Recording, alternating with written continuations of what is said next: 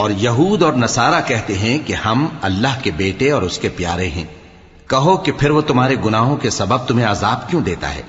نہیں، بلکہ تم اس کی مخلوقات میں دوسروں کی طرح کے انسان ہو، وہ جسے چاہے بخشے اور جسے چاہے عذاب دے۔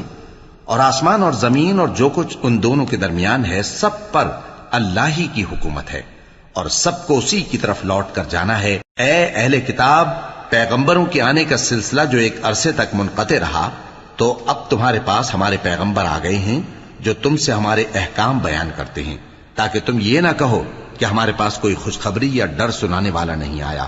سو اب تمہارے پاس خوشخبری اور ڈر سنانے والے آ گئے ہیں، اور اللہ ہر چیز پر قادر ہے۔ اور جب موسیٰ نے اپنی قوم سے کہا کہ بھائیو، تم پر اللہ نے جو احسان کیے ہیں ان کو یاد کرو، کہ اس نے تم میں پیغمبر پیدا کیے اور تمہیں بادشاہ بنایا اور تم کو اتنا کچھ عنایت کیا کہ اہل عالم میں سے کسی کو نہیں دیا۔